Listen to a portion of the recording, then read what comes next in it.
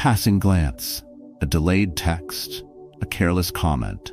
Somehow they slip under your skin, hijack your peace, and linger far longer than they should. And yet, you don't suffer because of events, you suffer because you believe they shouldn't happen. That belief? It's what's making you vulnerable. It's what keeps you reactive, anxious, and at the mercy of everything outside of you. But what if you could flip the script? What if your calm wasn't conditional?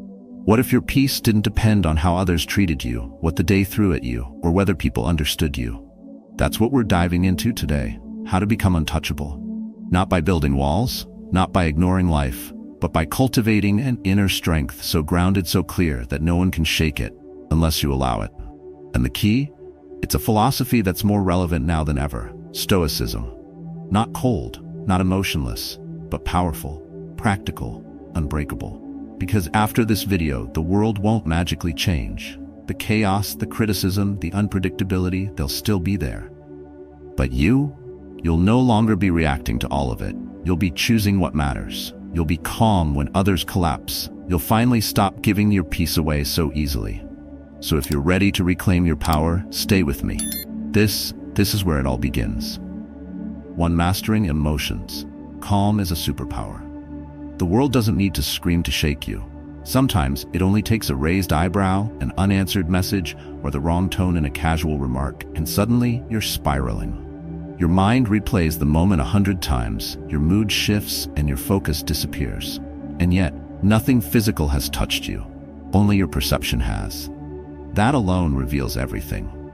Because in that space between what happens and how you respond, the entire quality of your life is being decided. That space is where the untouchable mind lives. When someone insults you, they are not pressing a button inside you. You're choosing to light up that button yourself. What Stoicism makes clear, what it demands, is that emotions are not commands. They are signals. But you decide what happens next. Marcus Aurelius wrote, "You have power over your mind, not outside events." Realize this, and you will find strength. In a world addicted to outrage, the one who stays calm holds power. True calm is not weak. It is control without noise, strength without drama. We often think emotional mastery means we suppress everything. But that's not the Stoic way. A Stoic doesn't ignore emotion. They investigate it. They ask, why did that moment disturb me? Why did that comment sting? What fear inside me did it expose? Emotion is not the problem. Our blindness to its source is. When you understand why something affects you, you rob it of its power. When you react without thinking, you hand your peace to whoever disturbed you. And when you do that enough times, you no longer live your own life. You live as a mirror to the chaos around you. The untouchable person doesn't flinch at insult or praise because their self-worth isn't built on either. They don't chase emotional highs or fear emotional lows. They walk steady, clear, and focused. That steadiness doesn't mean they don't feel. It means they refuse to be ruled. This is emotional discipline, and it is the beginning of peace. Imagine walking into a room where someone tries to provoke you, maybe with sarcasm, maybe with silence, but instead of reacting, you observe. You hear the words, but you don't absorb them. You allow them to pass like a wave beneath your feet while you remain still. You're not avoiding, you're choosing. That choice is power. That power is freedom. The more control you have over your emotional state, the less control the world has over you. But this isn't natural. You have to train for it. Just like physical muscles are built through resistance, emotional strength is built by letting irritation knock on your door and not answering. That delayed response, that pause, that breath before reacting, that's where transformation begins. It's not glamorous. No one claps for restraint. But that pause? It's what separates someone who's reactive from someone who's in control of their destiny. And make no mistake, your emotions shape your outcomes. Decisions made in anger almost always cost more than they're worth. Words spoken from wounded pride build walls you'll later want to tear down. But if you can train your mind to wait just a few seconds, you buy yourself clarity. And clarity is rare. Clarity is power. There will always be something trying to provoke you. A rude stranger, a moody spouse, an insecure boss. You don't control them, but you control the access they have to your peace.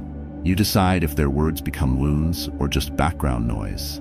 When you stop giving every emotion full access to your mind, you stop living in reaction and start living by intention. So the next time something stings, stop, breathe, then ask, is this really worth my peace? Or am I just letting them win a battle I never needed to fight? That's the beginning of being untouchable, not because life has gotten easier, but because you've gotten stronger. 2. Self-control. Don't let others push your buttons. Control is not about power over others. It's about mastery over yourself. The moment you let someone else's words dictate your mood, you've already surrendered more than you realize. And most people do it without knowing. They let strangers shape their energy, let petty moments ruin entire days. But when you look deeper, the real issue isn't what's happening around you. It's that you've never truly built a filter between the world and your emotions. When your self-control is weak, you become emotionally available to everything. Every noise, every attitude, every delay, it all penetrates. You don't respond, you react. And reactivity is the fastest way to lose yourself. The Stoics knew this. Epictetus said, "No man is free who is not master of himself." That mastery isn't dramatic, it's quiet. It doesn't show off, it shows up, especially when things go wrong. You may think losing your temper proves that something matters. It doesn't. It proves you haven't yet decided what deserves your attention. If you explode every time someone triggers you, they're not the problem. You are, because they didn't steal your peace. You handed it over. People don't press your buttons. You haven't yet disabled them. The goal is not to become a robot. It's to become intentional, to break the habit of emotional autopilot. The reason this matters is that every reaction costs you. It costs clarity. It costs time. It clouds your judgment. You can't make wise decisions when you're emotionally hijacked. That message you regretted sending, that argument you escalated, that overreaction that made things worse, all of it came from a lack of control in a single moment. One moment where you chose speed over stillness and chaos over clarity. And if you look back, you'll find a pattern. It's not the world that keeps triggering you. It's you who hasn't trained your thresholds. The untouchable mind is not one that avoids challenges. It's one that trains in the fire until the fire no longer burns. That training begins in the pause between the spark and the flame. That 1 second of silence between the trigger and your reply. You breathe. You don't rush. You ask yourself, is this worth the damage I'm about to cause by reacting? That question changes lives. And here's where real discipline comes in. Emotional strength is not tested in meditation or silence. It's tested when someone slams a door, when your patience is ignored, when someone's tone cuts deep. That's the real battleground. That's when your training shows. A calm man in a quiet room is nothing special. A calm man in the middle of disrespect, that's rare. That's who we're aiming to become. This doesn't mean tolerating abuse. It means responding with precision instead of impulse. It means deciding whether something is truly worth engaging or whether it's just noise pretending to be important. Because not everything deserves a reaction. Some things deserve distance, others deserve your silence, and a few only a smile. But you won't know which is which if you always react. You need space. And space only exists where self-control is practiced. So next time someone pushes, pause. Feel the heat rise. Feel the instinct to strike, and then do nothing. Not because you're weak, but because you're strong enough not to be dragged down. That moment of stillness is where you reclaim yourself. Over time, those moments stack. You become calmer, more composed. You think clearly. And the people who once shook you don't. Because you've grown stronger than their noise. Self-control is the gatekeeper of peace. It doesn't make life easier. It makes you better. So ask yourself right now, who's really in control? Me or my reactions? Until the answer is always you, you're still giving away power that was always yours to keep. 3. Anti-fragile. Grow stronger through every hit. Just as nature takes every obstacle, every impediment, and works around it, so too can you. What stands in the way becomes the way. That wasn't written in a modern self-help book. That came from Marcus Aurelius, a Roman emperor who faced death, betrayal, and war, and yet remained composed. Why? Because he understood something most of us don't. That adversity doesn't just test you, it builds you, but only if you let it. Most people want to avoid pain. They see setbacks as punishment, failure as shame, and difficulty as something to get through as fast as possible. But that mindset is fragile. It breaks when the pressure hits. It retreats when criticized. It collapses when life doesn't follow the plan. The Stoic doesn't aim to be unbreakable. They aim to become something far more powerful, anti-fragile. They want to transform from the kind of person who survives into someone who becomes better through challenge. Not untouched, but untouchable. You weren't meant to be soft. You weren't built to shatter under pressure. And you don't need ideal conditions to grow. What you need is to stop labeling hardship as a problem, the heartbreak, the rejection, the failure. They're not detours, they are the path. They're the heat that forges character. The discomfort that stretches your limits. The chaos that teaches clarity. Growth without resistance is an illusion. And strength without struggle is fiction. When you get rejected, you're not being diminished. You're being redirected. When you're betrayed, you're not being broken. You're being given a clearer view of who truly belongs in your life. When you fall, you're not losing your power. You're discovering where it's been hiding. But none of that happens if your first instinct is to escape, numb, or blame. The Stoic asks, what is this moment trying to teach me?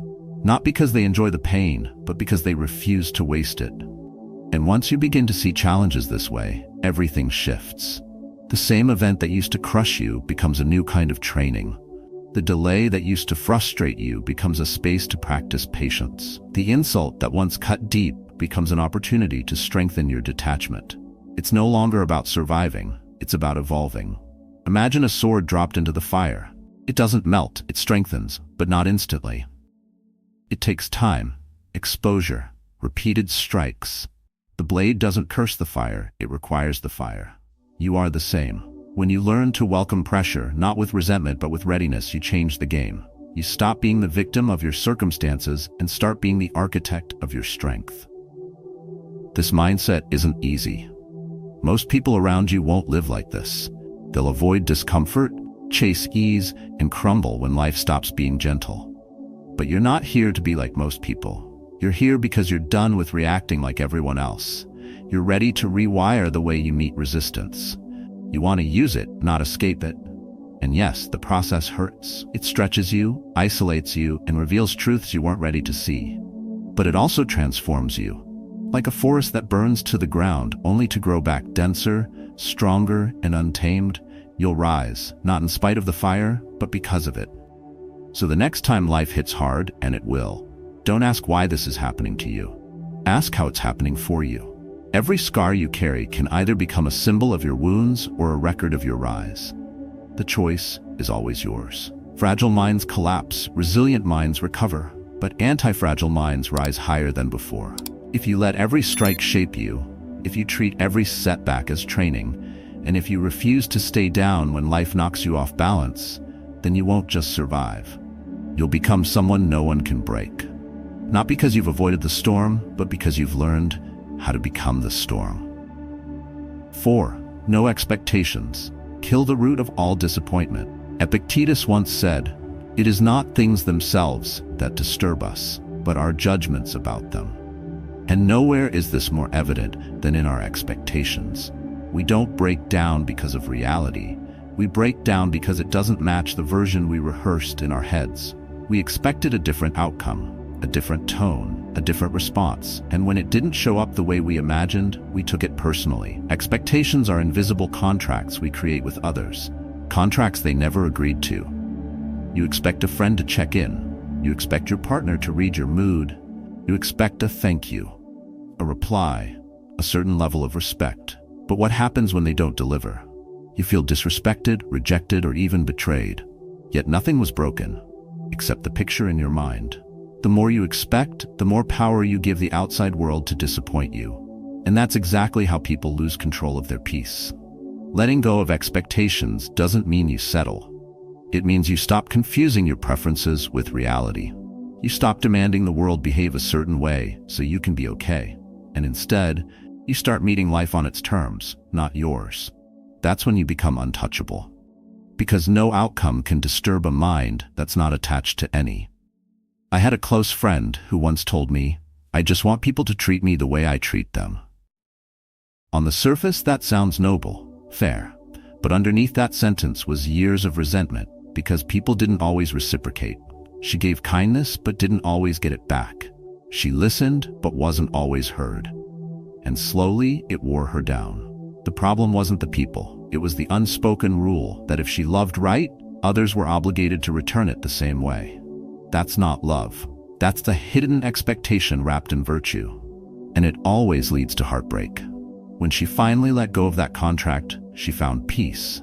Not because people changed, but because she stopped tying her joy to how they behaved. She chose to give without keeping score. To act in alignment with her values, not in exchange for a reaction. And strangely enough, that's when her relationships began to heal. Not because people did more, but because she stopped needing them to. This is what the Stoics knew centuries ago. They didn't place their happiness in fragile things, not in praise, not in fairness, not even in success, because all those things live outside of you, and anything outside of you can vanish in a second. So why bet your inner peace on something you can't control? Seneca said, "Cease to hope, and you will cease to fear." No expectation means no disappointment. No hope chained to an outcome means no fear when that outcome fails. If you stop expecting others to be perfect, you'll stop being angry when they're not. If you stop expecting life to be easy, you'll stop falling apart when it's hard. If you stop expecting constant validation, you'll stop feeling invisible when it's quiet. Letting go doesn't make you weak. It makes you clear. It allows you to love from freedom, not from fear. It doesn't happen overnight, but it begins the moment you catch yourself feeling disappointed. And instead of blaming, you ask, what story was I expecting this to match? You'll often find the answer isn't about the moment itself, but the movie you played in your head. And once you realize that, you can walk away lighter. No bitterness, no baggage, just peace. Because once you remove the weight of expectation, everything becomes a gift. A kind word, a returned call, a moment of grace. None of it is owed, so all of it is appreciated. And that's where emotional freedom begins, not in getting more, but in needing less. When nothing is expected, nothing can be taken from you. That is real power. That is being untouchable. 5. Life is a game. Stop taking everything personally. Life isn't a courtroom. It's not here to judge you, punish you, or reward you. But most people treat it like it is. Every comment is a verdict. Every delay is a personal attack. Every inconvenience is interpreted as if the universe had a problem with them. That mindset makes you fragile, and fragility has no place in someone who wants to be mentally untouchable. If you want to stop being shaken by every little thing, you have to stop personalizing what's never been personal. People are not attacking you. They're acting from their own stress, pain, or ignorance. The traffic jam isn't trying to ruin your day. The silence from someone isn't a rejection of your worth. The delay, the no, the unexpected shift, they're part of the game, not glitches in your story. The sooner you accept that, the sooner you regain your power. The problem is that we've been conditioned to take things seriously. Too seriously. We confuse inconvenience with injustice and comfort with danger. We walk through the day like every bump is a betrayal. But what if you could shift your perspective? What if you could see every challenge as a test, every trigger as a level, every difficult person as a character in the game meant to stretch your patience and sharpen your discipline? This isn't about minimizing reality. It's about reframing it, because the way you see life defines how you respond to it. When you treat life like a game, you don't get offended, you get better. You don't complain about the obstacle, you study it, learn from it, and adapt. And when you fail, you don't spiral. You reset, recalibrate, and try again. That mindset doesn't mean you don't care. It means you care more about growth than about comfort. You care more about who you're becoming than about how easy the level is. The Stoics didn't chase ease. They trained for resilience. They practiced enduring insult, pain, delay, and loss, not because they were cold, but because they understood that the world was unpredictable. To survive it, you couldn't take every blow personally. You had to step back, zoom out, see the bigger picture, and act, not react. Every time you lose your temper, you're telling life, I wasn't ready for this level. Every time you let one person's attitude ruin your morning, you're surrendering your role as a player and becoming a victim of the game. But you're not powerless. You're not helpless. You just haven't trained yourself to respond differently. Yet. The next time something irritates you, pause, not because it doesn't matter, but because you do. Your peace matters more than proving a point. Your clarity matters more than being right. And your energy? It's too precious to waste on things that won't matter in a week. When you stop assigning meaning to every minor frustration, you start protecting your mental space like a warrior guards a fortress. Not everything deserves an entry. Not every comment deserves a comeback. You were not born to react to every bump on the road. You were built to move forward anyway. When someone misunderstands you, that's their level of awareness, not your burden to carry. When a plan falls apart, that's not a conspiracy. It's a chance to upgrade your flexibility. Life is not trying to hurt you. It's just moving, constantly. And the only thing worse than the game being difficult is refusing to play it with wisdom. You become untouchable the moment you realize this game isn't against you. It's for you. Every setback, every irritation, every slow driver, every closed door, it's all part of your mental training. Play it well, not perfectly. Play it with discipline, not drama. And no matter what comes, remind yourself, this is just a level, and I've played harder ones before. 6. Memento mori. Remember what truly matters. You worry about a text left unread, a rude comment from a stranger, or a delay in plans you can't control.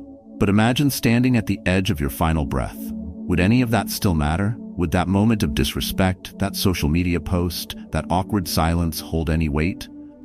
Probably not. Because death has a way of erasing all that's irrelevant, and in doing so, it reveals everything that's not. Memento mori means, remember you must die. It sounds dark at first, but it's not a call to fear. It's a call to clarity, a reminder to strip away distractions, to see through the nonsense, and to live from the core. Because the person who remembers death is the person who remembers to live. Not reactively, not performatively, but fully, consciously, and with presence. The Stoics didn't meditate on mortality to feel morbid. They did it to sharpen their vision, to choose what mattered. Marcus Aurelius reflected daily. You could leave life right now. Let that determine what you do, say, and think. He wasn't being poetic. He was being practical. If you knew you had a week left, would you still argue over the same things? Would you still chase validation? Would you still tolerate chaos just to avoid being misunderstood? Or would you start showing up with intention, loving deeper, letting go quicker, and holding your values like a compass? When you bring death closer, you don't lose your peace. You find it. Because suddenly what used to control you no longer can. The petty things don't sting, the noise loses volume, and the urgency to be fully yourself finally overrides the fear of being judged. That's what it means to be untouchable. Not cold, but clear. Not numb, but awake. I once met a man who had been diagnosed with stage 4 cancer. He had every reason to be angry, bitter, afraid, but he wasn't. He smiled more than most people I've ever known. He didn't waste time explaining himself. He said what he meant. He forgave easily. He didn't let little things rattle him, not because they weren't frustrating, but because he understood they weren't worth the time he didn't have. And here's the twist. None of us have that time either. We just forget. We walk through life as if there's always more of it, but there's not. And that forgetfulness is what makes us take everything too seriously. When you practice memento mori, you stop postponing the life you want. You stop waiting for the right moment to be bold. You stop needing every plan to go right. You start asking better questions. If this is my last day, is this how I want to feel? If this is my last week, is this the fight I want to keep feeding? And most of all, you stop letting nonsense rent space in your mind. Imagine what would change if you lived with that clarity. You'd speak with more honesty. You'd walk away from what doesn't serve you. You'd forgive without needing an apology. You'd finally stop needing every situation to be perfect before you allowed yourself to feel peace. Because that peace wouldn't come from the world.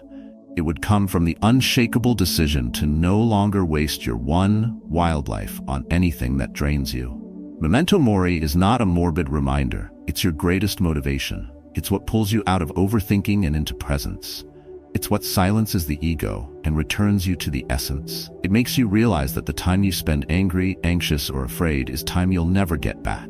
So ask yourself, right now, is what's stealing my peace today something I'll remember on my last day? If not, why give it more of you? The Stoics didn't seek to escape death. They used it as a mirror. And when you look into that mirror with courage, what you'll see is the only life you've got. The real question is, will you live it distracted, or will you live it untouchable? 7. Core values. Be anchored in integrity. In a world where trends shift by the hour and opinions fly faster than thought, it's easy to lose yourself without ever realizing it. You bend slightly here, compromise a little there, say yes when your gut says no, and before long you're drifting, away from your peace, away from your center. That's when you become touchable. Not because life got harder, but because you stop being rooted in who you are. When everything outside is moving, the only way to stay grounded is to know exactly what you stand for. That's why core values matter, not as a list on paper, but as the immovable foundation beneath your actions. Because if your peace depends on everyone agreeing with you, liking you, or understanding your motives, you'll live on the edge forever. But if your peace comes from knowing you're living in alignment with your principles, no one can shake it. The Stoics lived with unwavering clarity. They didn't chase praise or fear criticism. They anchored themselves to internal standards: integrity, courage, discipline, justice. Not because it made life easier, but because it made them unshakable when life got harder. Epictetus said, "First say to yourself what you would be, and then do what you have to do." That's not philosophy. That's strategy. Because if you haven't already decided who you are, the world will do it for you. Integrity isn't about perfection. It's about consistency. It's the silent strength to say no when it would be easier to say yes. It's walking away from the shortcut that costs your character. It's showing up with the same honesty when no one's watching. The untouchable person isn't untouchable because they're untouchable because their identity isn't for sale. They don't need applause to validate their path. They don't panic about rejection because they weren't performing for approval in the first place. When you know your values, you no longer get trapped in overthinking every decision. You move with clarity.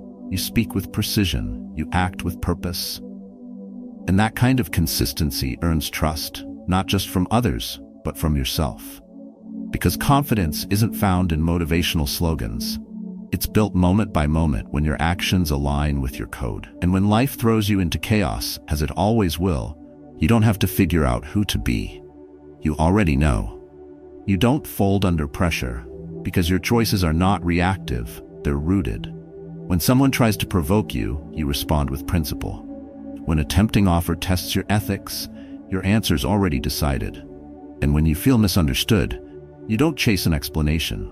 You let your consistency speak. But if you've never asked yourself what values truly matter to you, you'll get pulled in every direction by whoever speaks the loudest.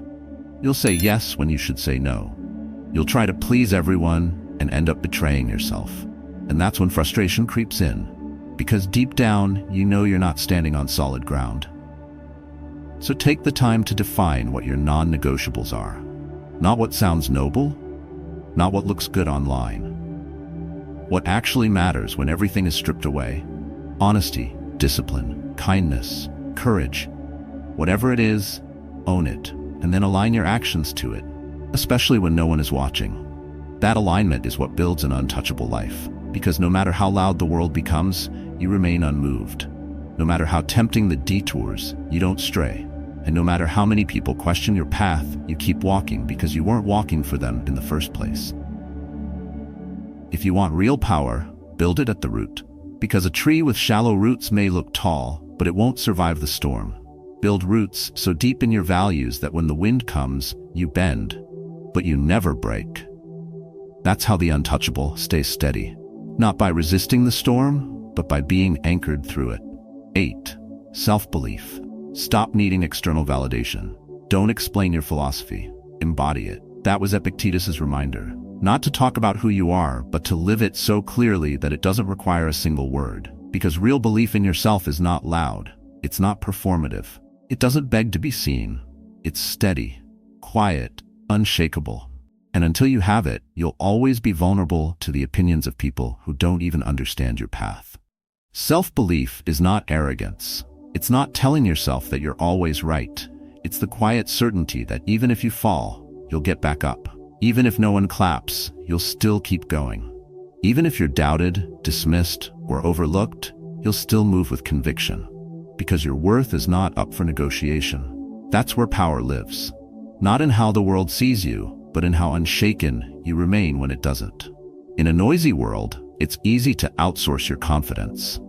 You wait for applause before acting. You scroll for affirmation. You shrink when you don't get it. And slowly, without realizing it, you start to become addicted to permission, needing someone else's nod before trusting your own voice.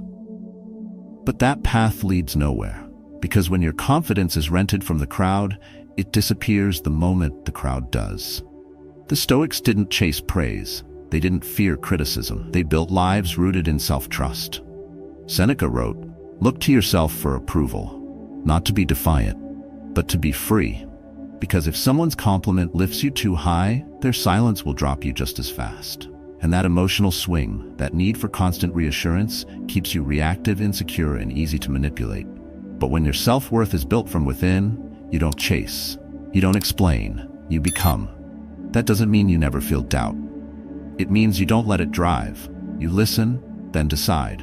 You learn, then adjust. You respect feedback, but you don't become its prisoner. Because at the end of the day, the only person who has to believe in your path is you. If you're waiting for the world to agree before moving, you'll spend your life in a loop, hoping, hesitating, holding back. Real self-belief is forged in solitude. It's built in moments where no one is clapping, when you do the hard thing anyway, when you stay disciplined without recognition, when you keep your word even when no one's watching. That's when trust in yourself grows. Not from a quote on your wall, but from a quiet track record of inner alignment. That's what makes you untouchable.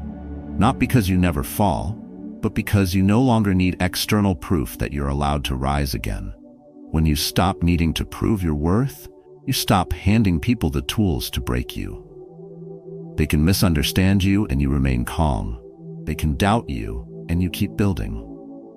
They can ignore you and your energy doesn't dip, because you weren't living for their reaction. You were living for your values, your growth, your truth. And this isn't just about success. It's about peace. Because there's no peace in constantly wondering if you're enough. No freedom in waiting for someone to finally validate your voice. No strength in being confident only when everything is going well.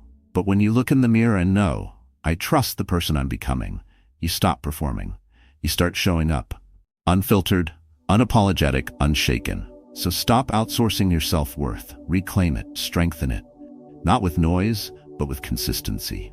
Not with perfection, but with honesty. Because once you believe in yourself at the core, everything changes. You walk differently, speak differently, decide differently, and most of all, you stop needing to be liked because you're too busy being aligned. That's when the opinions stop shaking you. That's when rejection stops shrinking you. That's when you become untouchable. Not because they see it, but because you finally do. 9. Amor fati. Make peace with everything. There's a power that comes not from control, but from surrender. Not the kind of surrender that gives up, but the kind that leans in, that says, if this is here, it's here for me. That's the mindset of amor fati, to love your fate, not just accept it, not merely endure it, but to meet every moment, even the painful ones, with eyes wide open and a heart willing to work with it. When things don't go as planned, most people resist. They clench, they complain, they panic, they believe life has betrayed them.